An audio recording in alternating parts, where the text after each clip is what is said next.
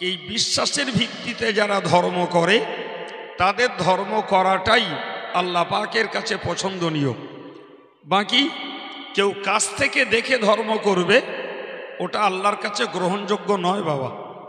সুতরাং আমাদেরকে মনে রাখতে হবে আল্লাহ পাঠিয়েছেন মারবেন, তার কারণ আমি আপনাকে শোনালাম। এরপরে দুটো তথ্য শুনুন। একটা তথ্য আমরা মাঝে মধ্যে শুনে থাকি, সেটি হলো যে কোরআন শরীফে আল্লাহ বলেছেন ইয ক্বালা রাব্বুকা লিল মালাইকাতি ইন্নী জাইলুন ফিল আরদি খলিফা। আল্লাহ পাক আমাদের সৃষ্টির পূর্বে ফেরেশতাদেরকে ডেকে বলেছিলেন যে ফেরেশতারা আমি পৃথিবীতে আমার প্রতিনিধি সৃষ্টি করতে চাই। সেই প্রতিনিধি কারা? আমরা। সুবহানাল্লাহ বলে। জগতে আমরা শুধু খেতে পড়তে আসিনি বাবু, আমরা এসেছি আল্লাহ পাকের প্রতিনিধিত্ব করতে। সঙ্গে এটাকে জানবেন, যিনি কাউকে প্রতিনিধি করে কোথাও পাঠান তো প্রতিনিধির দায়িত্ব হয় যিনি পাঠিয়েছেন তার নির্দেশের কাজটা করা, এটা প্রতিনিধির দায়িত্ব। আমি যদি কাউকে বাড়াই তাহলে আমি চাইব যে কাজের জন্য তাকে পাঠিয়েছি সেই কাজটা সে করে আসুক। এটা আমার আপনার সবার একই দাবি, আমার আল্লাহ পাকের দাবিও তাই। বান্দা, তোমাকে পৃথিবীতে পাঠিয়েছি আমার প্রতিনিধিত্ব করার জন্য। সেই প্রতিনিধিত্ব করে তুমি এলে আমার কাছে পুরস্কার পাবে। যদি আমি তোমায় পাঠিয়েছি আমার প্রতিনিধিত্ব যদি তুমি না করো তাহলে নিশ্চিত তুমি আমার কাছে তিরস্কার পাবে। আল্লাহর প্রতিনিধিত্ব কি? আল্লাহ বললেন ওমা খলাকতুল জিন্না ওয়াল ইনসা ইল্লা লিয়াবুদুন। আমি মানুষকে আর জিনকে সৃষ্টি করেছি স্রেফ মাত্র আমার উপাসনা, আরাধনা, আমার গুণগান, আমার স্তবস্তুতি, আমারই দাসত্বগিরি করার জন্য। সুবহানাল্লাহ। এখন বলেন, আমি কাউকে ফকিরহাটকলায় পাঠালাম, আমি মৌলানা রুহুল আমিনকে ফকিরহাটকলায় পাঠালাম, তাকে একটা পয়সা দিয়ে বললাম মৌলানা তুমি যাও, যে বাবা এটা একটু নিয়ে এসো তো। ও বেচারা গেল। এই যাওয়ার পথে ও একটু চা খেলো, যাওয়ার পথে দুটি মানুষের সঙ্গে 2 মিনিট গল্প করলো, কে এর ফাঁকে ওর নিজের একটা কাজ মিটিয়ে নিল।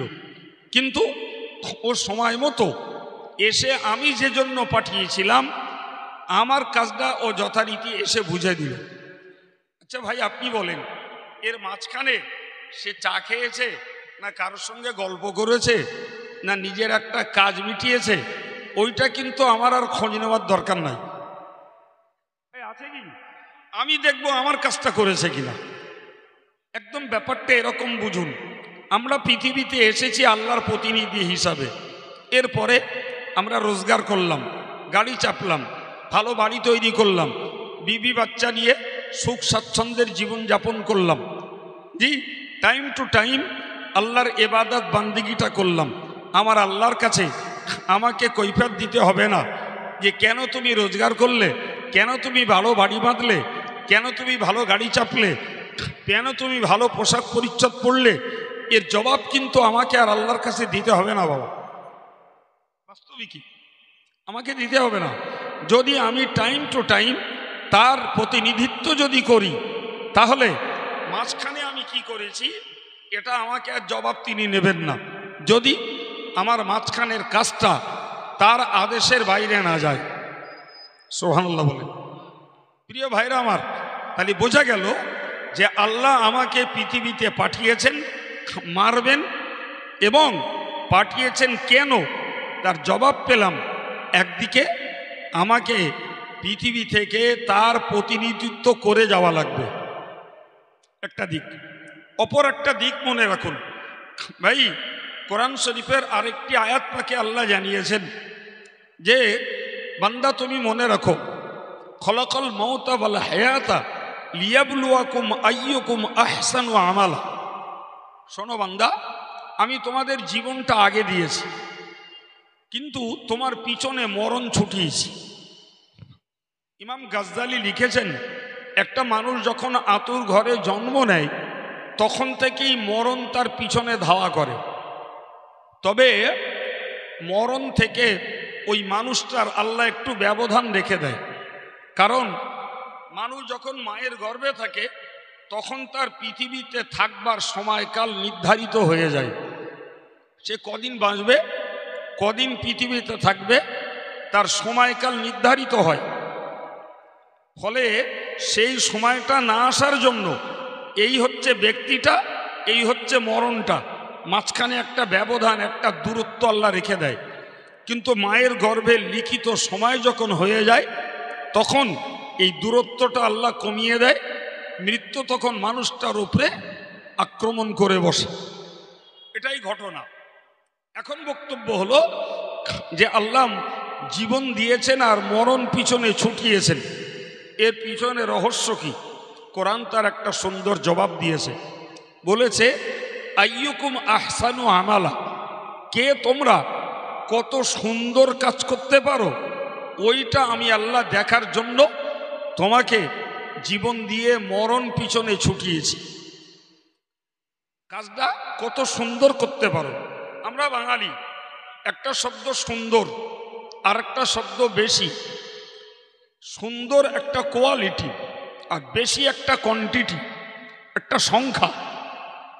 তো আল্লাহ দেখতে চান না যে বান্দা কত হাজার রাকাত নামাজ পড়েছে, বান্দা কত লক্ষ তসবিহ পড়েছে, বান্দা জীবনে কতটা কোরবানি করেছে, ক লাখ টাকা বান্দা দান করেছে। এটি আল্লাহর মূলত দেখার বিষয় নয়। আল্লাহ পাকের মূলত দেখার বিষয় হলো বান্দা আল্লাহকে খুশি করার জন্য যে কাজটা করেছে সেটা কত সুন্দর করে করেছে, এটাই আল্লাহ দেখতে চান। সুবহানাল্লাহ বলেন। প্রিয় ভাইরা আমার, আপনি ব্যাপারটা বুঝে নেওয়ার জন্য বলছি। ধরে নেন একটা কলমাখানি, তো আমরা সবাই সেখানে কলেমা পড়ার জন্য দাওয়াত পেয়েছি, গেলাম। তো কলেমা পড়ার একটা পর্যায়ে ধরুন ইমাম সাহেব তসবিহ ধরে গুনছে কতটা কলেমা হয়েছে। তো এনাকে বললে, উনি বললে আমার 5000, আমারে বললে, আমি বললাম আমি 10,000, মৌলানাকে বললো, উনি বললেন আমার 13,000। জি, এক একজন এক একটা সংখ্যা বলছে। আর একজন সাপোজ বললেন আমার 2000। তো চিন্তা হচ্ছে যে একই টাইমে একজন 2000 পড়ছেন, একজন 5000, একজন 10,000, একজন 13,000। এটা কেমনে হয়? তো ধরে নেন একজন কলেমা পড়ছেন লা ইলাহা ইল্লাল্লাহ মুহাম্মাদুর রাসূলুল্লাহ, লা ইলাহা ইল্লাল্লাহ মুহাম্মাদুর রাসূলুল্লাহ, লা ইলাহা ইল্লাল্লাহ মুহাম্মাদুর রাসূলুল্লাহ, লা ইলাহা ইল্লাল্লাহ মুহাম্মাদুর রাসূলুল্লাহ। তার সংখ্যাটা বেড়ে বেড়ে বেড়ে বেড়ে 10,000, 12,000, 13,000 হয়ে গেল। আর একজন পড়ছে লা ইলাহা ইল্লাল্লাহ মুহাম্মাদুর রাসূলুল্লাহ, লা ইলাহা ইল্লাল্লাহ মুহাম্মাদুর রাসূলুল্লাহ। তাহলে একজনের হলো 2000, আর একজনের হচ্ছে 10,000। এই যে দুটো কলেমা পড়ার পার্থক্য, যিনি দ্রুত থেকে দ্রুত কলেমা পড়ছেন, ভাই যে কলেমার মানে ছিল যে আল্লাহ ছাড়া উপাস্য নেই, আর মুহাম্মদ সাল্লাল্লাহু আলাইহি ওয়াসাল্লাম আল্লাহ পাকের রসুল, বার্তাবাহক, এটা ছিল কলেমার প্রকৃত অর্থ। যিনি দ্রুত থেকে দ্রুত পড়ছেন সংখ্যা বাড়ানোর জন্য, ওনার কলেমার অর্থ হচ্ছে আল্লাহ ছাড়া আরো মাবুদ রয়েছে। বাবা পার্থক্য হলো না? হলো না?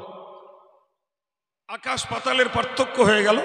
তাহলে যিনি এই দ্রুত পড়ার জন্য আল্লাহ ছাড়া আরো মাবুদ আছে এটাকে তার ভাষার ভিতর দিয়ে তিনি সাব্যস্ত করছেন, তাই কলেমা পড়ে ইমানদার হওয়া, ইমানকে মজবুত করার তুলনায় উনি ওনার ইমানটাকে হারিয়ে ফেলছেন।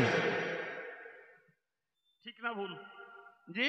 তাহলে এবার বুঝুন, সংখ্যাটা বেশি করার তুলনায় যদি সুন্দর করা হয় তাহলে তাতে সওয়াব পাওয়া যায়, ইমান রক্ষা হয় এবং ইমানওয়ালার ইমান আরো মজবুত হয়ে যায়।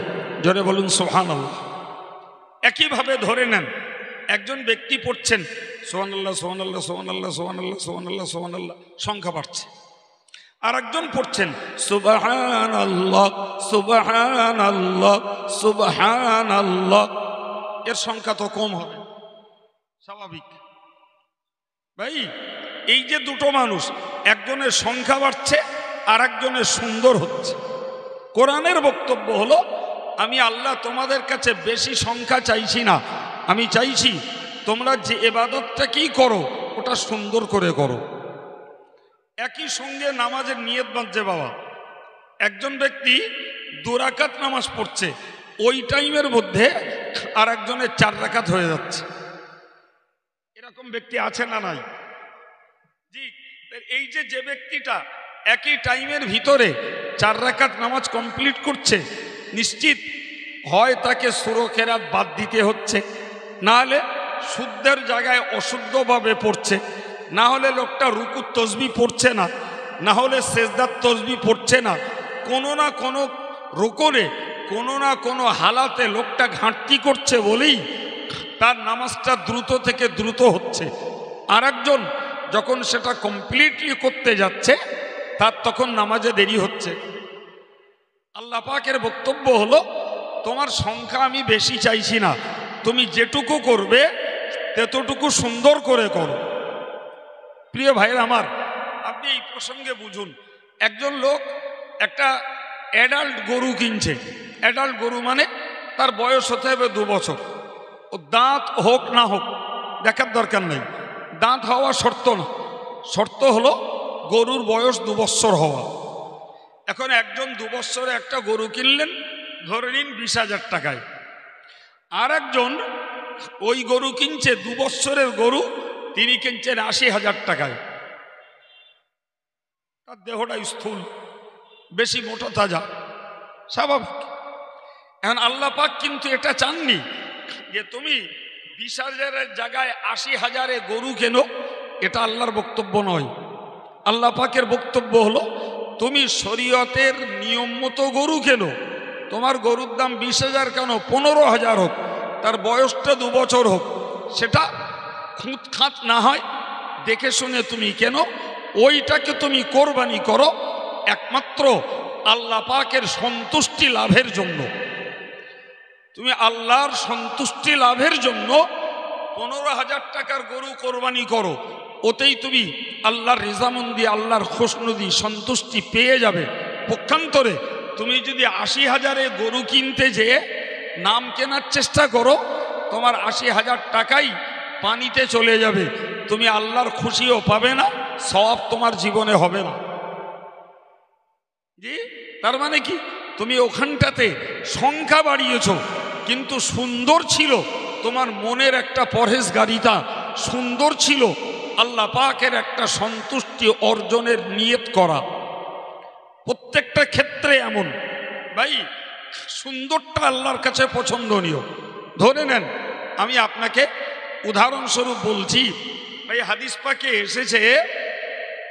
পাকে এসেছে রুব্বা কাইমিন লা ইয়াকুমু লা রুব্বা কাইমিন লা ইউসাল্লি ইল্লাল কিয়াম।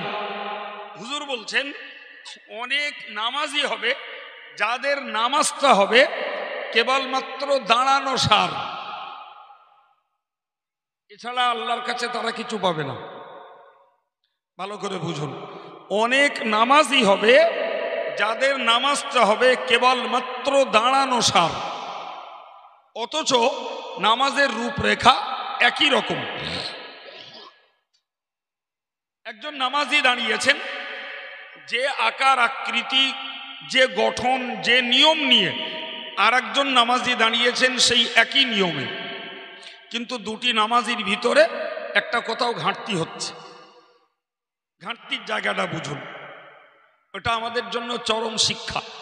ভাই, আমরা এই যে হাত তুলি নামাজে, নিয়ম হলো এই বুড়ি আঙুলের মাথা কানের এই লতিতে ঠেকাতে হবে এবং হাতের আকৃতি হতে হবে এই রকম, এরকম না, এরকম না, এই স্ট্রেট হতে হবে। তার মানে হলো, জি, হাদিস শরীফ এসছে আত-তাকবীরু আত-তাহরীম আত-তাসলিমু আত-তাহলিল। এর বাংলা মানে হলো, আমি যখন নামাজে মনোযোগ দিচ্ছি তখন আমি হাতটাকে এভাবে করে দুনিয়াটাকে পিছনে ফেলে দিলাম, এই দুনিয়া পিছনে ফেলে দিলাম। আমি যতবার করব একই নিয়মে হবে। একবার শুধু অভ্যাসটা তৈরি করতে পারলে হয়, এ অন্য কোথাও যাবে না, হাতও বেঁকা চড়া গুটিয়ে আসবে না। আর এই আঙুল এই লতিতে ঠেকানো সুন্নাত। আজকে দেখলে দেখা যাবে কেউ এরম বাজছে, কেউ এরম করলো, কত রকমের ধাঁচের নিয়ত বাঁধার আকৃতি। জি, তো আমি যখন তাকবীর পড়লাম দুনিয়া পিছনে ফেলে দিলাম। এরপরে রসুল বললেন আত-তাসলিম ওয়াত তাহলিল। আমি যখন সালাম ফিরিয়ে দিলাম, নামাজে যখন প্রবেশ করেছি, দুনিয়ার যাবতীয় কাজ আমার জন্য হারাম হয়ে গেছে। যেই সালাম ফিরিয়ে দিলাম সেই হারাম কাজগুলি আমার জন্য পুনরায় হালাল হয়ে গেল। সুবহানাল্লাহ। এর নাম হলো তাকবীরে তাহরিমা, অর্থাৎ হারামকারী একটি তাকবীর। হারামকারী মানে নামাজে যখন ঢুকছি আমি আমার যাবতীয় পৃথিবীর কাজকামকে আমি হারাম করে নিলাম আমার উপরে। কথা বোঝা গেল কি? আমি নামাজের মধ্যে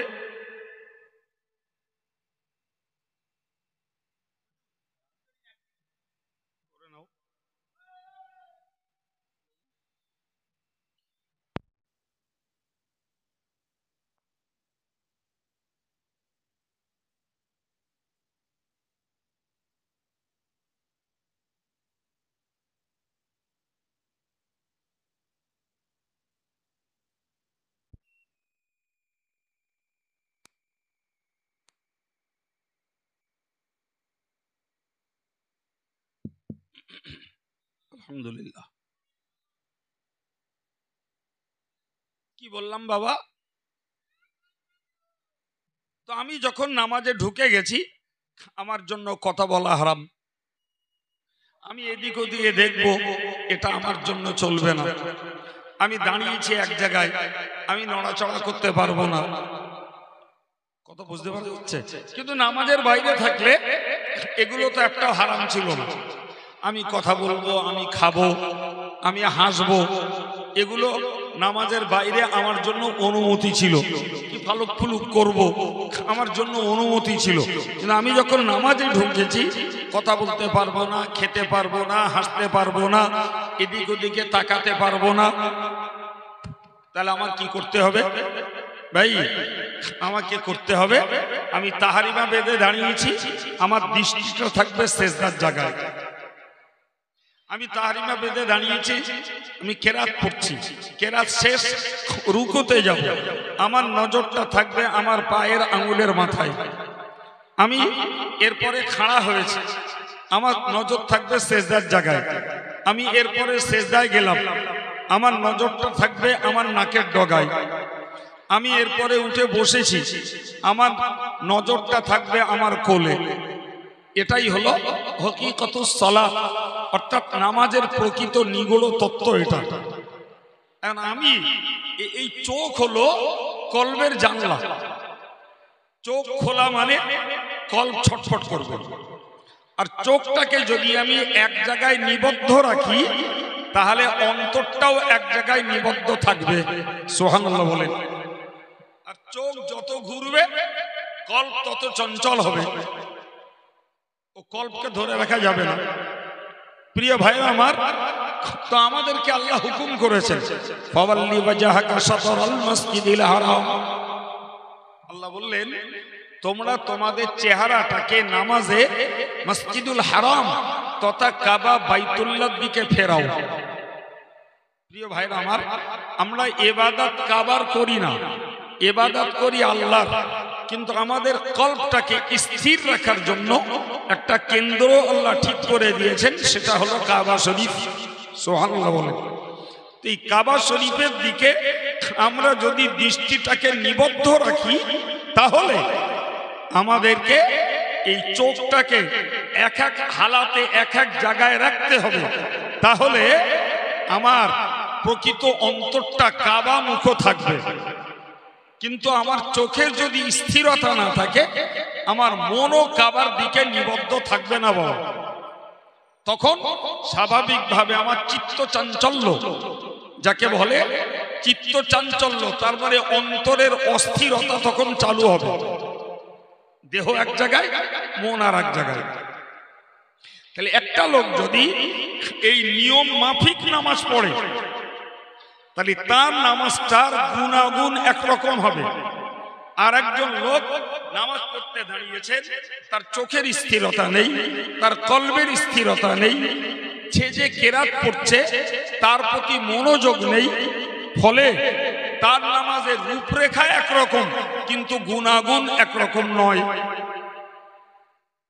আমার কথা বোঝাতে পারলাম? উঠবসটা একরকম কিন্তু গুণাগুণটা। আমার আল্লাহ পাকের নবী বলেছেন, ও সাহাবীরা তোমরা মনে রাখো, আমি নবী বলছি, কিয়ামতের মহাময়দানে হাসরের কঠিন দিবসে অনেক নামাজির নামাজকে আল্লাহ ছুড়ে দেবেন, নামাজির নামাজকে আল্লাহ ফিরিয়ে দেবেন। তোমার নামাজ তোমার মুখে মেরে দিলাম, তোমার নামাজের বিনিময়ে দাঁড়ানো ব্যতীত তোমার আর কিছু পাওনা নাই।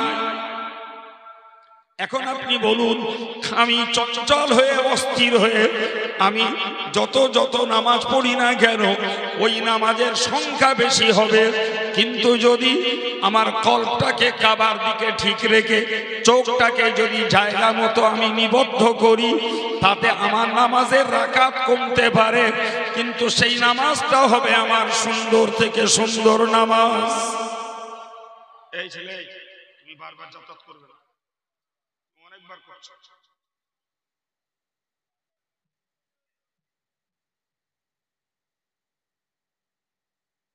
পাতলা চঞ্চল খুব। প্রিয় ভাইরা আমার, তো আমি আপনাকে কি বললাম যে আমার সংখ্যাটা বেশি করাটা আল্লাহর লক্ষ্য নয়। আল্লাহ চাইছেন কি, কি বলছি বারবার বলুন, কি চাইছেন আল্লাহ? সুন্দর। সংখ্যা বাড়িও না, সুন্দর করো। সুন্দর করতে গেলে আমার কাজের গুণ বাড়াতে হবে বাবা, আমার কাজের গুণ বাড়াতে হবে, তবে সুন্দর হবে। তা যদি না করি তাহলে নামাজের রূপরেখা একই, কিন্তু কারুরটা আল্লাহ নেবেন, কারুরটা ফিরিয়ে দেবেন। আমরা শাবান মাসে উপনীত, আমাদের একেবারে দৌড় গোড়ায় রমজান মাস, জি রোজা রাখবে। ভাই রোজা বলা হয়, ফিকহের কিতাবের কথা অনুযায়ী রোজা হলো আল ইমসাকু আনিল আকলি ওয়াশ শুরবি ওয়াল জিমা। বাংলা মানে হলো খাওয়া থেকে, পান করা থেকে, স্ত্রী সহবাস থেকে বিরত থাকার নাম হলো শাব্দিক অর্থে রোজা। কি বলেছি? সওম আরবি শব্দ রোজার, এর বাংলা মানে হলো বিরত থাকা। কিসের থেকে বিরত থাকবো?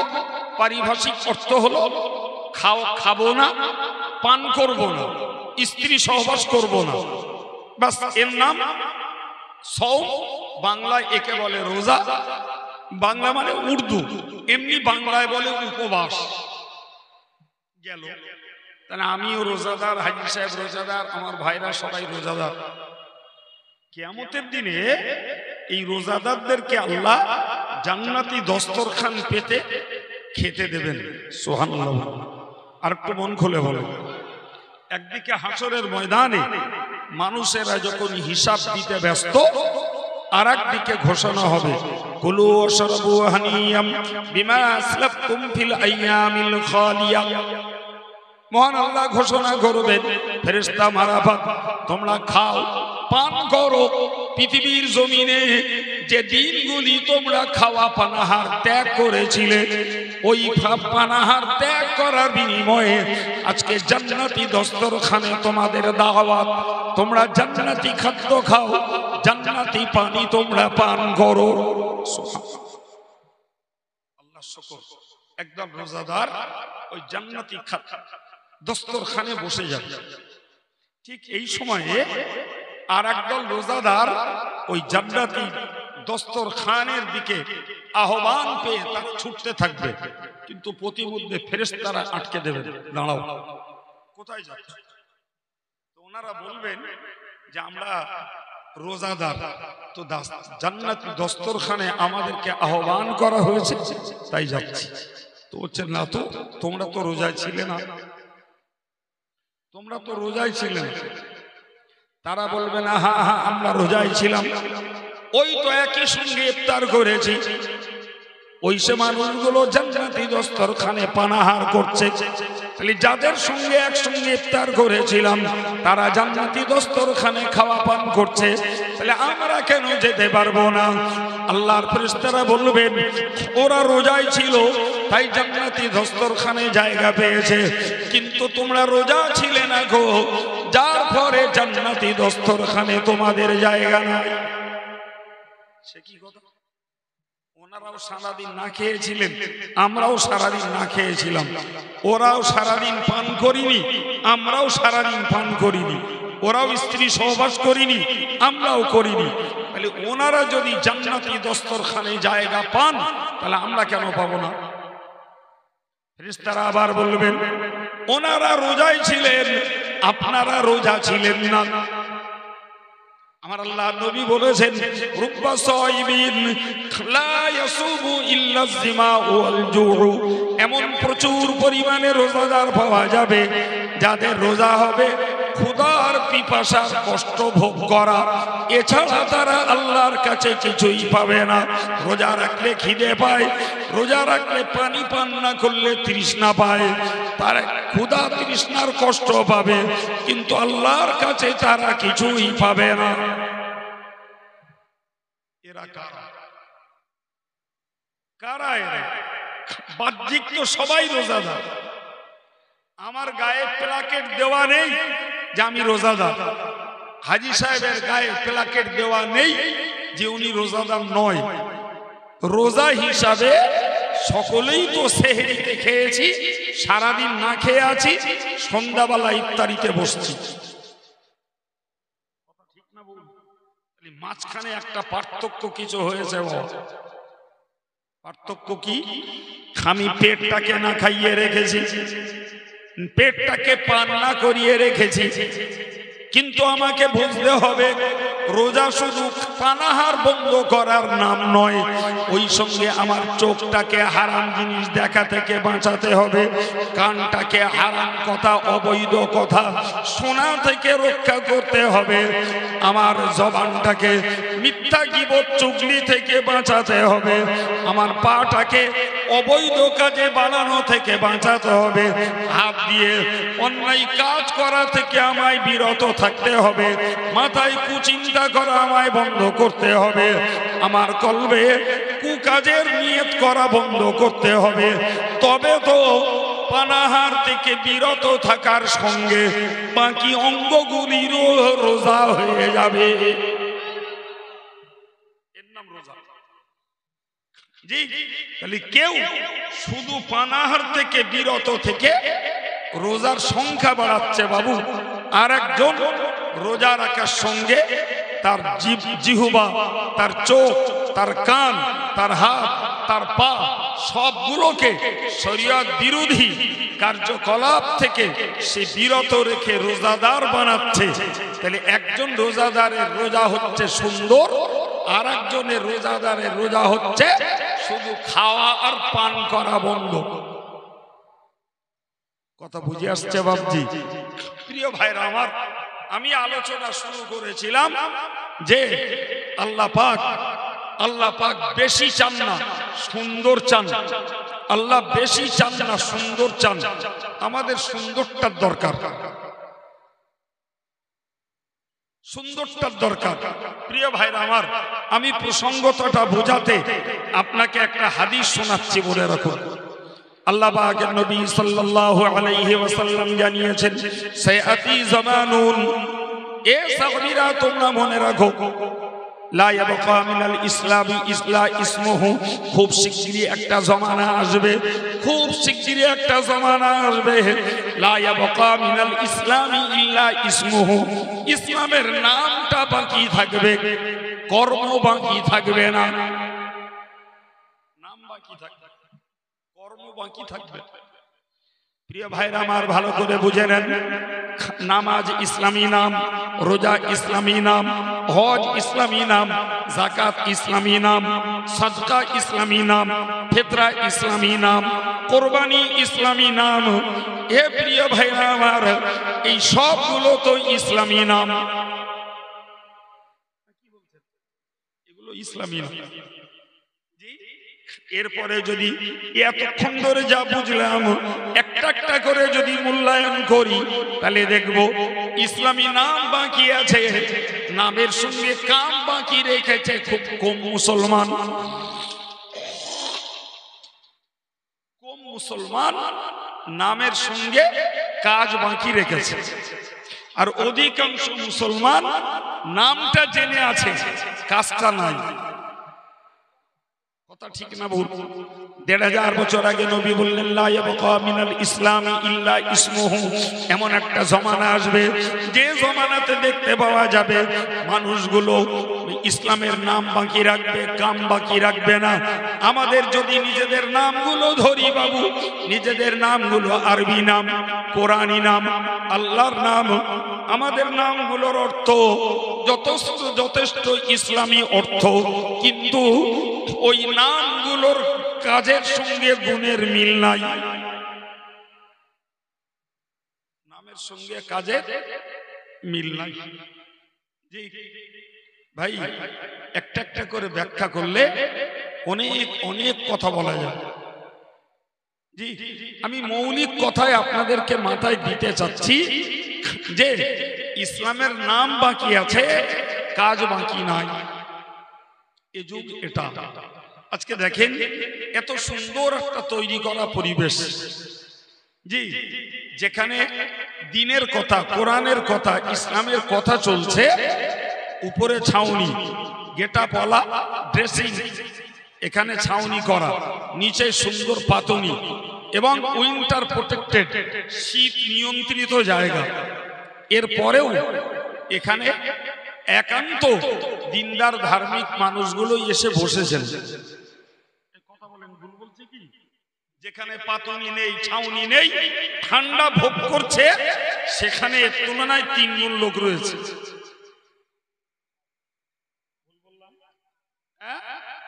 তাহলে এদের ভিতরে যদি এতটুকু বিবেক থাকতো, তাহলে বিবেকের তাড়নায় তারা বুঝতো আমরা খাবার খেতে পাই, আমরা কসমেটিক্সের জিনিসগুলো কিনতে পাই, আমরা ঘোরাফেরা করতে পারি। তো আজকের আমাদের গ্রামের যুবকেরা সকলের সার্বিক সহযোগিতা নিয়ে একটি সুন্দর পরিবেশ তৈরি করেছে, যেখানে আলেমরা আসবেন এবং সেখানে কিছু দিন ধর্মের কথা আলোচনা করবেন। চলো না, সারা বছর তো আমরা ঘুরে ফিরে তামাশা করে গল্প গুজব করে কাটাই, তো আজকের অন্তত 5-6 ঘন্টা সময় এই মজলিসটাই দিই। বিভিন্ন বক্তারা তারা তাদের নিজস্ব অভ্যাস মতো আমাদেরকে কিছু কথা কোরআন হাদিসের সমন্বয়ে শোনাবে, ওই জ্ঞানগুলো আজকে সংগ্রহ করি। ভাই, তারা মুসলমান নাম রেখেছে ঠিকই, কিন্তু ইসলামী কাজের সঙ্গে তাদের সম্পর্ক নাই, সম্পর্ক নাই। আমার আল্লাহ পাকের নবী জানিয়েছেন, ও সাহাবীরা তোমরা মনে রাখো, ওয়ালা ইয়াবকা মিনাল কুরআনি ইল্লা রাসূলুহু। এমন একটা জমানা আসবে দেখতে পাওয়া যাবে কোরআন পড়ার প্রথা চালু থাকবে, কোরআন তেলাওয়াতের প্রথা চালু থাকবে।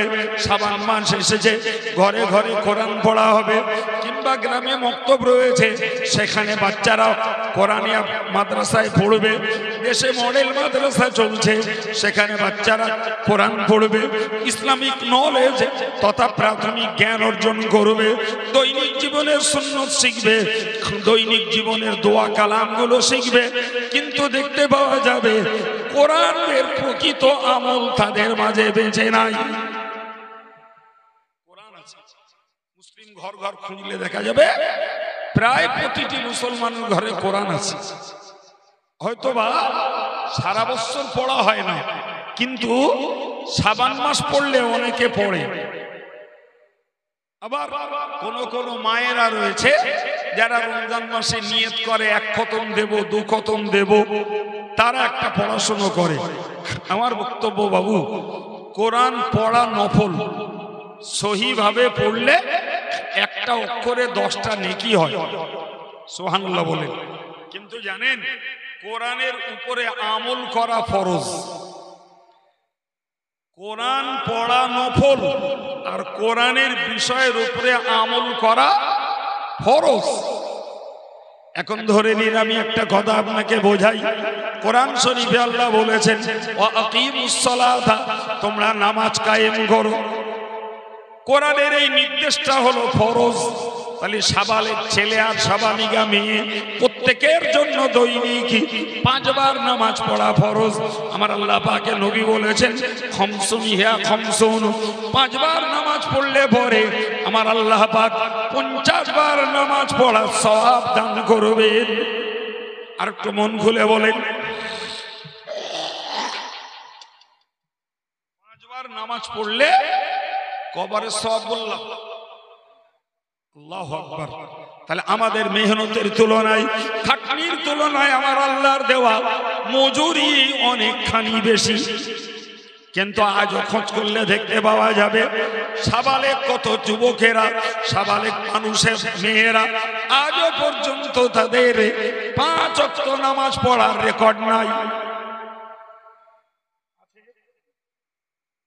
জি, 5 ওয়াক্ত নামাজ পড়ার রেকর্ড নাই। এরপরে আল্লাহ আমাদের জন্য আর কত পুরস্কার দেবেন।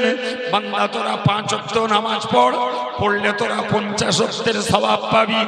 এখন মনে করুন ওয়া আকিমুস সালাতা, এইটুকু কেউ পড়লেন, এইটুকু পড়বার বিনিময়ে 10টা অক্ষর থাকলে 100টা নেকি পাবেন। কটা নেকি? কিন্তু একবার পড়লাম 100 নেকি পেলাম। কিন্তু একবারের নির্দেশ হলো ও ছেলে মেয়ে তোমার বয়স 15 হয়ে গেছে, তুমি 5 ওয়াক্ত নামাজ পড়ো, তোমার জন্য অপরিহার্য। নামাজে তোমার ছাড়ছড় নেই, নামাজে সাবসিডি নেই, নামাজে তোমার কোনো রিলিজ নেই। এখন বলে নিন কেউ কোনো ছেলে কোনো মেয়ে কোরআন পড়লো অথচ নামাজ পড়লো না, তাহলে নফল কোরআন পড়ে 100 নেকি পেল, আর ফরজ নামাজ ত্যাগ করে দিয়ে 1 ওয়াক্তের বিনিময়ে 80 হোক বা তথা 2,88,00,000 বৎসর জাহান্নামে জ্বলার উপযুক্ত হলো। নাউজুবিল্লাহ। এখন বলেন কেউ যদি কোরআন পড়তে নাও পারে, বাবা কেউ যদি কোরআন পড়তে নাও পারে অথচ শুনে যদি নামাজটা পড়ে, ভাই কোরআন না পড়ার জন্য তার নফল সওয়াব কমবে, কিন্তু নামাজটা পড়লে তার ফরজ ডিউটি, কম্পালসারি ডিউটিটা আদায় হবে। যদিও কোরআন একেবারে না পড়লে চলবে না, কারণ নামাজের মধ্যে যে কেরাত পড়তে হয় সেটা তো কোরআনেরই অংশ। অতএব তিনি গোটা কোরআন নাও পড়তে পারেন, তার নামাজ আদায় করার মতো 4-6টা সূরা তাকে তো মুখস্থ করাই লাগবে। সূরা ফাতিহা সঙ্গে আরো 2-10টা সূরা তাকে মুখস্থ করা লাগবে 5 ওয়াক্ত নামাজটাকে কমপ্লিটলি আদায় করার জন্য। এইটুকু যদি কেউ পড়ে নিয়ে নামাজটা আদায় করেন তাহলে তিনি কম্পালসারি ডিউটি, ফরজ দায়িত্বটা পালন করে কোরআনটা আমল করলেন। আজকের খোঁজ করলে দেখতে পাওয়া যাবে প্রচুর ছেলে মেয়ে আছে যারা হয়তো কোরআন পড়া শেখে কিন্তু নামাজ পড়ে না।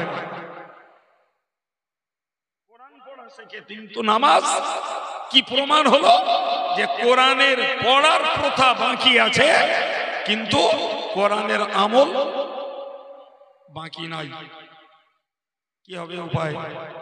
আমার আল্লাহ পাকের নবী, আমার আল্লাহ পাকের কোরআন বলেছে ওয়া আতুজ যাকাতা, ও আমার বান্দা বান্দি, আল্লাহ তোমাদেরকে যাদের অর্থ দিয়েছেন তোমরা যাকাতটাকে আদায় করো।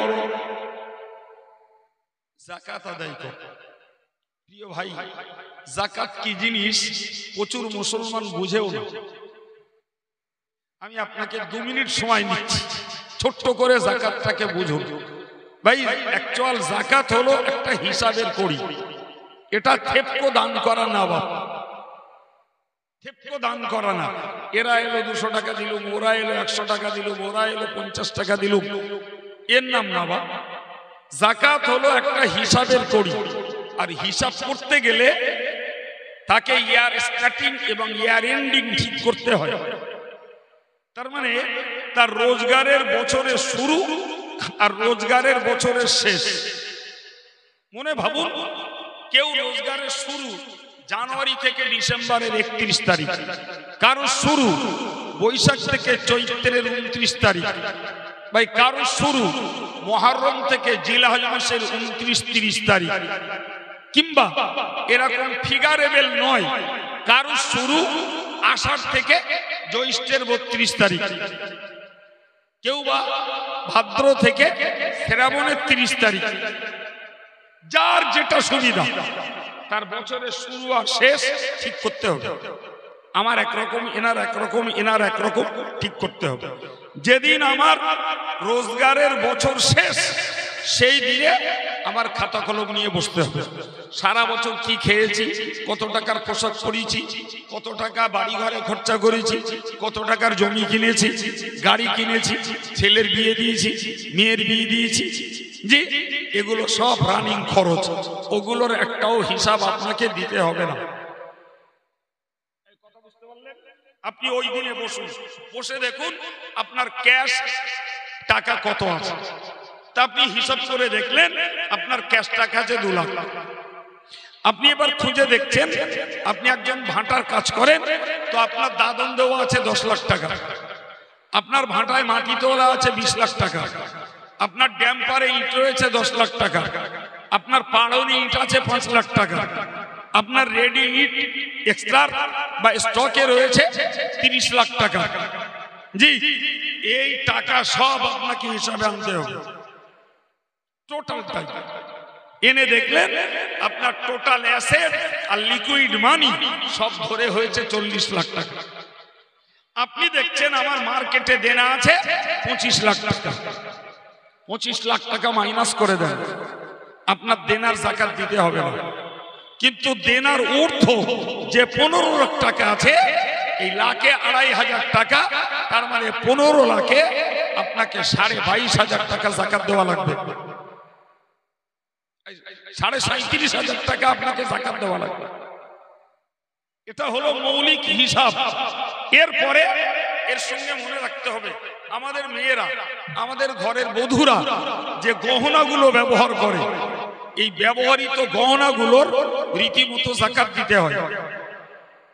এগুলোর রীতিমতো যাকাত দিতে হয়, শুধু ব্যবহার করলে হয় না। সোনার উপর গহনা ব্যবহার করি আর বাড়ি বানিয়ে রাখি, যেটাই রাখি ওটা আমার স্টকিস, ওটাকেও যাকাত দেওয়া লাগবে। ভাই খোঁজ করেন, যেতনা মেয়েদের স্বর্ণ অলংকার আছে অধিকাংশ পরিবারে এর যাকাত বোঝেও না, দেয়ও না। জি আমি এই এলাকাতেও আমার এত অভিজ্ঞতা ছিল না। এই যখন থেকে জামিয়া তৈরি হয়েছে তখন থেকে মানুষের কাছে গিয়ে আমার অভিজ্ঞতাটা বেড়েছে। আমি এলাকার কোনো ভদ্রলোকের কাছে এসেছি, আমার প্রথম কথা শুনিয়ে দিল, হুজুর এসছেন ঠিকই, তা দে আর পারি না, প্রথম বাক্য। আমি হাসলাম, হেসে আমার বললে আচ্ছা 500 টাকার একটা বিল করুন। বললাম 500 টাকা বিল করছি, সমস্যা নেই, তো আপনার এবার যাকাত হয়েছে কত টাকা? তো প্রথম বলল যে অত কি আর হিসাব থাকে? আমি তখনই বুঝলাম কি ধরনের নাদান, ওর হিসাব নেই কত টাকা যাকাত হয়েছে। দিয়েছে মানে মাদ্রাসাওয়ালারা এসছে 500 টাকা দিল, একজন কন্যাদায় এসছে তারে 200 টাকা দিল, একটা হয়তো পড়াশোনা করতে পারছে না এলো তারে 100 টাকা দিল, কেউ হয়তো রোগের ট্রিটমেন্টের জন্য এসছে তাকে হয়তো দিল 200 টাকা, একজন মসজিদওয়ালা এসছে তাকে দিল 500 টাকা। এই যে সংখ্যা বেড়েছে এতেই বুলি হচ্ছে দে আর পারি। আরে বাবা, তুমি কার টাকা কারে দিচ্ছ? তোমার যাকাতের পয়সা গরিবের হক, তুমি গরিবের টাকার পাহারাদার। ও টাকা তোমার কাছে থাকা মানে আগুন দেখা। তুমি পকেটে টাকা রাখোনি, আগুন দেখেছো। সুতরাং হিসাবের করি হিসাব কষে পাওনাদারকে বুঝে দেওয়া লাগবে। সাবধান, খুব সাবধান। তো যে ভদ্রলোক বলছেন যে আমি তাকে বললাম যে আপনি বললেন কত হিসাব, আমি বললাম আপনার ভাটায় ড্যাম্পারে ইট আছে, পালনে ইট আছে, স্টকে ইট আছে, দাদন দিয়ে রেখেছেন, মাটি তুলে রেখেছেন। বলছে অত হিসাব করে পারা যায়? এক ভদ্রলোকের কাছে গেছি, তা আমাকে 500 টাকা দিচ্ছে, তিনি একজন হাজি সাহেব। আমি বললাম হাজি সাহেব 500 টাকা দিচ্ছেন? বলছে এবার আর এই বেশি দিতে পারছি না, ছেলে বোম্বাইতে একটা ফ্ল্যাট কিনেছে 1 কোটি 2 লাখ টাকা দিয়ে, পয়সা করে একটু কমে গেছে। আমি বললাম তাহলে এক কাজ করেন, এটাও না রেখে দেন, অসুবিধা নেই, আল্লাহ প্রতিষ্ঠান, আল্লাহ ঠিক চালিয়ে দেন। বলছে না, এসছেন 500 টাকা নেন। আমি ফটান করে ঘুরিয়ে জিজ্ঞেস করছি হাজি সাহেব ওই ছেলে যে ফ্ল্যাটটা কিনেছে ও পয়সা যাকাত দিয়েছে? তো তা তো আমি জানি না, ও খোকা জানে। এই হচ্ছে এর পোকা লাগা বেরেন। ও 500 টাকা দেওয়ার বেলায় বলতেছে ছেলে ফ্ল্যাট কিনেছে, আর যাকাত দেওয়ার বেলা নিজে আর জানে না, তখন ছেলে জানে। আমি মুখের উপরে বলে দিলাম হাজি সাহেব খোঁজ নেন, যদি ওই টাকার যাকাত না দে থাকে তাহলে ও ফ্ল্যাট বলো ফ্ল্যাটে যাবে। ফ্ল্যাট মানে বাড়ি আর ফ্ল্যাট মানে বন্যা, আমি ওইরকম বলে দিলাম, ও ফ্ল্যাট বলো ফ্ল্যাটে যাবে। 3 বছর বলে শুনছি, সে ব্যবসাও শেষ, ফ্ল্যাটও শেষ, সব সব। কিছু বুঝতে পারছেন কি? হ্যাঁ, তাহলে কেউ যদি কোরআন পড়ে ওয়াতুজ যাকাত, তো তাতে 9টা অক্ষর পেলি 9-10কে 90টা নেকি পাবে বাবা। কিন্তু যাকাতটা যদি আদায় না করে, গহনার যাকাতটা যদি আদায় না করে, নিজের ইনকাম ট্যাক্স আল্লাহ যেটা বেঁধে দিয়েছেন শতকরা 2.5 টাকা, এটাকে যদি না দেয় তাহলে ফরজ হুকুম ত্যাগ করলো। তাহলে ঘরে ঘরে কোরআন রইল, কোরআন পড়ার লোক হলো, কিন্তু কোরআনের হুকুম মানার অভাব হয়ে গেল। এই জন্য আল্লাহ পাকের নবী বলেছেন লা ইয়াবকা মিনাল কুরআনি ইল্লা রাসূলুহু। এমন একটা জমানা আসবে যে জমানাতে কোরআন পড়ার প্রথা চালু থাকবে, কিন্তু কোরআনের আমল বাকি থাকবে না। প্রিয় ভাইরা আমার, কোরআন শরীফের আয়াতে আল্লাহ বলেছেন ওয়ারকাউ মা'আর রাকিঈন, এ রুকুকারী তোমরা রুকুকারীদের সঙ্গে রুকু করো। সহজ কথায়, হে নামাজি তোমরা জামাত সহ নামাজ পড়ো, জামাত সহ নামাজ পড়ো।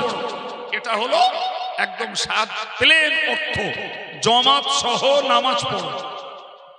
জি, এখন নারায়ণপুর মসজিদে হাজী সাহেব জোহরের আজান দিলে 5 জন, আসরের আজান দিলে 10-12 জন, মাগরিবের আজান দিলে 16-17 জন, এশার আজান দিলে 10-12 জন, ফজরের আজান দিলে ব্রেকডাউন 4-5 জন। খুব একটা ভুল বলিস মনে হয় না। জি, তো মসজিদে তো মাইক আছে 4 স্কয়ারে, 4 সাইডটাই মাইকের আওয়াজ যাচ্ছে। জি ভাই, ওয়ারকাউ মা'আর রাকিঈন, তোমরা জামাত সহ নামাজ আদায় করো। এই নির্দেশ মুসল্লিদের জন্য বা পুরুষদের জন্য, মেয়েদের জন্য নয়, পুরুষদের জন্য। এখন আপনি বলুন, যদি নামাজি ভাইয়েরা আজান শুনলেন, জামাতে নামাজ পড়তে গেলেন না, কোরআন পড়লেন, তো ওর বিনিময়ে হয়তো 10টা অক্ষরে 100 নেকি পাওয়া যাবে। কিন্তু জামাতে নামাজ যদি না পড়ে ইচ্ছাকৃত ত্যাগ করা হয়, আল্লাহ পাকের নবী বলেছেন ওই লোকটা কাফের অথবা মুনাফিক হয়ে মরতে পারে। ব্যাপারটা হালকা পাতলা না গাঢ়? কত মারাত্মক! ইমানদার মুসলমান নামাজ পড়ে, অথচ রাসূলুল্লাহ বললেন সেই মুসলমানটা যে জামাত সহ নামাজ আদায় করে না, সুযোগ আছে, আজান শুনছে, শরীর সুস্থ আছে, সময় আছে, তারপরেও জামাতে গেল না, ওই লোকটা কাফের অথবা মুনাফিক হয়ে মরতে পারে। এখন বলেন ভাই, ওই বাড়িতে যে বাড়ির লোকটা জমাতে নামাজ পড়ে না, ওই বাড়িতে কোরআন আছে, কোরআন পড়ার লোক আছে, অথচ কোরআনের আমল করার লোক নাই। এই জন্য নবী বলেছেন কোরআন পড়ার প্রথা চালু থাকবে, কিন্তু কোরআনের আমল থাকবে না। আজকের আমি দ্ব্যর্থহীন ভাষায় বলছি, আমাদের প্রত্যেকের ঘরে ঘরে মেয়েরা আছে, যুবতী মেয়েরা আছে, ঘরের বউরা আছে, মারা আছে, শাশুড়িরা আছে, জায়েরা আছে, এক এক শ্রেণীর মেয়েরা আছে। আমার আল্লাহ কোরআন শরীফে বললেন, ওয়াকরনা ফি বুয়ুতিকুন্না ওয়ালা তাবাররাজনা তাবাররুজাল জাহিলিয়াতিল উলা। আমার আল্লাহ মেয়েদেরকে অ্যাড্রেস করে বললেন, ওগো মেয়েরা, তোমরা তোমাদের ঘরের ভিতরে অবস্থান করো। খবরদার খবরদার, ওই বর্বর যুগের, অসভ্য যুগের মেয়েদের মতো নগ্ন সাজে সজ্জিতা হয়ে তোমরা যেন বাইরে প্রকাশ করো না, বাইরে প্রকাশ হয় না। সাজগোজ করে তোমরা জানো যত্রতত্র বিচারণ করো না। ভাই, আজকের এই জলসা উপলক্ষে এই সাইডের মেয়েরা বউরা যা বাইরে বেরিয়েছে, সভা না দিলে এত বউরা বাইরে বেরোতো না। আমার নজরে যা পড়েছে আর পড়ছে, সভা না দিলি ঘরের বউরা আর মেয়েরা এত বাইরে বেরোতো না। প্রত্যেকের বাড়িতে কাজকাম থাকে, রান্না বাড়া, গোছ গাছের কাজ থাকে, জি বড় জোর দায় বিদায় এক একজন বাইরে বেরোয়। আর আজকে সভা উপলক্ষে মনে হচ্ছে যেন সভা মানে ঘরের বউদের আর মেয়েদের বাইরে বেরোনোর লাইসেন্স। অবাধ ঘুরছে আর ফিরছে, আর দোকানেও এরকম শাস্তি ভিড় জমাচ্ছে। বলেন এবার, এরা যদি কোরআন পড়ে, এরা শবে বরাতে কোরআন পড়লো, এরা রমজানে কোরআন পড়লো, এদের বাড়িতে কোরআন আছে, কোরআনের নির্দেশে মেয়েরা তোমরা পর্দাবৃতা হও। খবরদার ওই বর্বর যুগের মেয়েদের মতো, অশিক্ষিত সময়ের মেয়েদের মতো, অসভ্য যুগের মেয়েদের মতো তোমরা সাজগোজ করে বাইরে বেরিও না। এদের কোরআন পড়া নফল, আর পর্দার সঙ্গে থাকা এদের জন্য ফরজ। তাহলে এরা নফল কোরআন পড়লো বটে, ধরে নিলাম আমি, কিন্তু পর্দার ফরজ হুকুম অমান্য করলো। তাই কোরআন পড়ার প্রথা চালু থাকলো, অথচ আমলে ঘাটতি হলো। তাহলে আমার রাসূলুল্লাহর কথা ১৫০০ বছর আগে নবী বলেছেন যে কোরআন পড়ার প্রথা চালু থাকবে, অথচ আমল থাকবে না। প্রিয় ভাইরা আমার, অঙ্গ বাড়াবো না, সময় আমার শেষ হয়ে এসছে। প্যারে নবী সাল্লাল্লাহু আলাইহি ওয়াসাল্লাম বলেছেন, ওই জামানায় দেখতে পাওয়া যাবে মাসাজিদুহুম আমিরাতুন ওয়া হিয়া খারাবুম মিনাল হুদা। মসজিদগুলো হবে খুব সৌন্দর্য মণ্ডিত, শান শওকতপূর্ণ মসজিদ। আজকে দেশে ঘুরে আসেন ভাই, মাটির মসজিদ আর দেশে নেই, খোলার মসজিদ আর নেই, অ্যাসবেস্টারের মসজিদ নেই, টিনের মসজিদ নেই, শুধু ছাদ না, শুধু মোজায়েক না, গ্লেজ টালি বসানো মসজিদ। আর এমন গ্লেজ যে নামাজির চেহারা সেজদা করতে গেলে দাঁড়ালে ফুটে উঠছে। চেহারা যদি দেখা যায় সেটা মকরু হয়, ও দেখার দরকার নেই। মকরু হয় হোক, যা সৌন্দর্য দরকার। আল্লাহু আকবার। ভাই, হারাম হালালের বাজ বিচার করার দরকার নেই, মসজিদটা ঠিকঠাক দরকার, নামাজি বাড়ার দরকার নেই। মসজিদটা কত সুন্দর করেছি, এটাই মোদের কাছে তৃপ্তি। প্রিয় ভাইরা আমার, যদি আমি আপনাকে বলি ভাই, অক্তীয় নামাজের হাল তো বললাম, হয়তোবা জুমার দিনে মসজিদটা মাশাআল্লাহ পুরো হয়, কিন্তু খোঁজ করলে দেখা যাবে বাবু, আমার রাসূল বললেন মসজিদগুলো হবে সৌন্দর্য মণ্ডিত, কিন্তু যারা মসজিদের ভিতরে ঢুকবে তাদের কাছে হেদায়েত থাকবে না। কি থাকবে না? হেদায়েত। সে আবার কিরকম একটু বুঝতে হবে ভাই। নামাজ নিঃসন্দেহে হেদায়েতের একটা উচ্চাঙ্গের আমল, সুবহানাল্লাহ বলেন। আবার বলছি, নামাজ হেদায়েতের একটা উচ্চাঙ্গের আমল, কোনো সন্দেহ নাই। কিন্তু সঙ্গে মনে রাখতে হবে বাবু জি, নামাজটা যেমন হেদায়েতের একটা আমল, সুদ না খাওয়াটা হেদায়েতের একটা আমল, গান না শোনাটা হেদায়েতের একটা আমল, জি, পরের ফাঁকিবাজি না করাটা হেদায়েতের একটা আমল, অবৈধ রোজগার না করাটা হেদায়েতের একটা আমল, মিথ্যাচারিতা না করাটা হেদায়েতের একটা আমল। প্রিয় ভাইরা আমার, পরের জমি সম্পদ আত্মসাৎ না করাটা হেদায়েতের একটা আমল, চিটফান্ডের ব্যবসা না করাটা হেদায়েতের একটা আমল। তাহলে আমি নামাজি মানে আমি হেদায়েত প্রাপ্ত হয়ে মসজিদে ঢুকলাম প্রিয় ভাইরা আমার, আর এই এতগুলি দূষিত মুসলমান ওই মসজিদের ভিতরে ঢুকতে পারে না, ঢুকছে না, ঢোকে না, একটু বলবেন কি হলো? তাই কারোর মধ্যে মিথ্যার দোষ, কারোর মধ্যে চিটফান্ডের দোষ, কারোর মধ্যে অবৈধ রোজগারের দোষ, কারোর মধ্যে গানের দোষ, কারোর মধ্যে সুদের দোষ, কারোর মধ্যে বন্ধুকে জমি রাখার দোষ, জি, কারোর মধ্যে গুণের ফারাজ ফাঁকি দেওয়ার দোষ, কারোর মধ্যে মেয়ের ফারাজ ফাঁকি দেওয়া দোষ। এরকম দূষিত ব্যক্তি নামাজি সেজে মসজিদে আসে না, না? তাহলে কি মানে দাঁড়ালো? যে মসজিদগুলো সৌন্দর্য মণ্ডিত, ঝিকঝাক চিকচাক, অথচ রাসূল বললেন মসজিদ হলো হেদায়েত শূন্য, এদের মধ্যে প্রকৃত হেদায়েত নাই। আচ্ছা বাবু, এই জাতীয় দোষী লোকগুলোকে যদি মানে পার্সেন্টেজ কষে কষে বাদ দেওয়া হয়, তাহলে প্রকৃত হেদায়েতের মুসল্লি কটা পাওয়া যাবে মসজিদে? বাপ,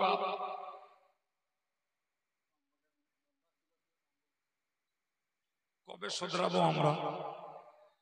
জি, আমি একদম গোড়ায় বলেছিলাম, আজকের আলোচনার একদম এক ফার্স্ট আমার বক্তব্য ছিল জি, পৃথিবীতে আমরা এসেছি যখন মরতে আমাদের হবে, তাহলে মরতে যদি আমাদের হয়, মরণ তো ভালো আর মন্দের পুরস্কার আর তিরস্কারের জন্য বাবা, জি।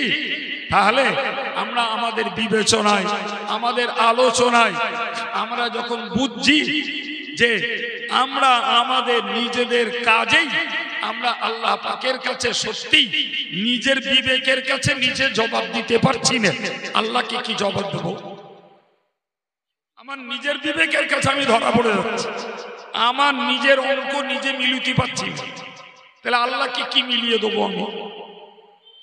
প্রিয় ভাইরা আমার, মুরব্বীরা, আমি গোড়ায় বলেছিলাম জি, যে আমার এই মশারির মধ্যে যারা ঢুকেছে এদের কর্নারে আমার কিছু বার্তা দেওয়াই আমার দায়িত্ব, ওই বাইরে তাড়িয়ে বেড়াবো। স্বস্তির সঙ্গে যদি ঘুমতি হয়, তাহলে যে কটা মশারির মধ্যে ঢুকেছে ওই গড়ারে শান্তশিষ্ট করে ঘুমুনে যাবে, বাইরের মশা তাড়াতে গেলি ঘুম হবে না, আরো ভেতরে বনবন করবে। তো আমি বাইরের লোকের হেদায়েত করতে যাব না, আমার প্যান্ডেলের তলায় যারা বসেছেন জি, এদেরকে যদি আমি বোঝাতে পারি আমার বক্তব্য, আমার চিন্তা ভাবনা সার্থক।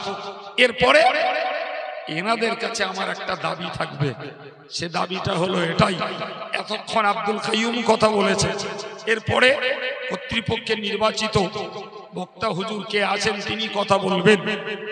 ভাই, তাহলে আমাদেরকে এখন ভাবতে হবে যে আমাদের অধীনস্থ ছেলে হোক, চাই মেয়ে হোক, স্ত্রী হোক আর মা হোক, ভাই এদেরকে আল্লাহর পথে ফেরানোর জন্য আব্দুল কাইয়ুমের কথা যদি তারা সরাসরি না নেয়, মৌলানা রজব আলী সাহেবের কথা যদি তারা সরাসরি না নেয়, তাহলে আমাদেরকে পরিবারে পরিবারে হুজুর সেজে তাদেরকে একটু হেদায়েতের পথে ফেরানোর চেষ্টা করতে হবে।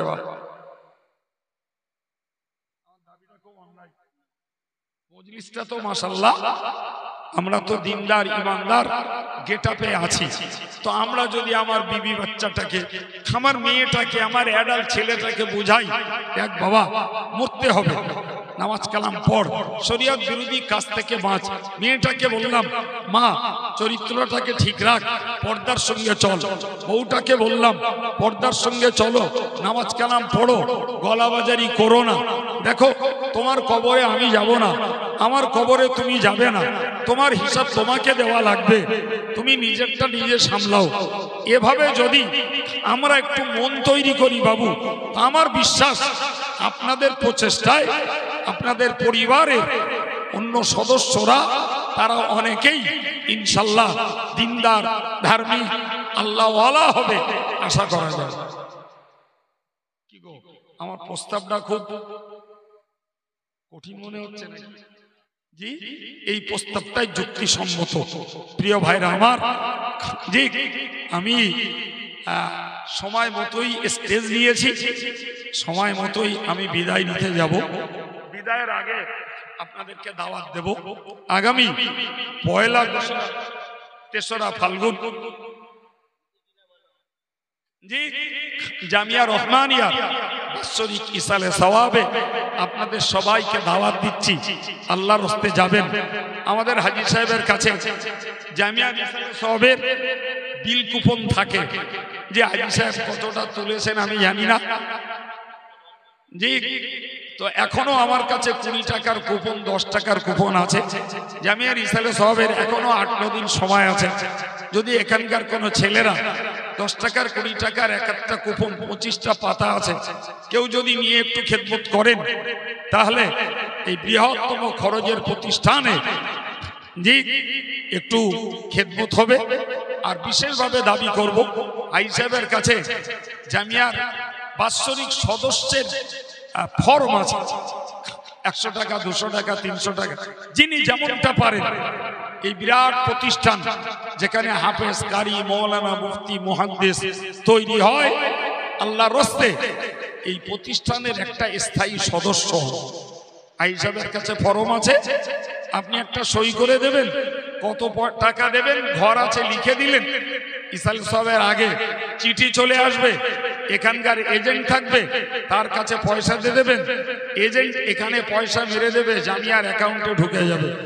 আপনি ইসালে সওয়াবের দাওয়াত পাবেন, যাবেন সময় মতো, ওয়াজ শুনবেন, যতক্ষণ থাকার স্বস্তি থাকবে থাকবেন, আবার যখন চলে আসার আসবেন। তো একদিকে দাওয়াত দিলাম, আর একদিকে কিছু দানের দাবি করলাম, সঙ্গে সদস্য হওয়ার দাবি রাখলাম। আল্লাহ পাক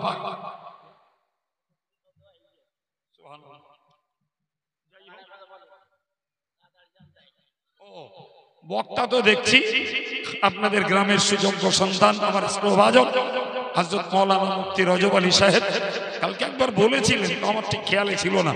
যাই হোক, তার সুললিত কণ্ঠের আলোচনা আপনারা শুনুন এবং প্রাণ খুলে দরুদ শরীফ পড়ুন। আসসালামু আলাইকুম। দরুদ শরীফ আল্লাহুম্মা। মাশাআল্লাহ।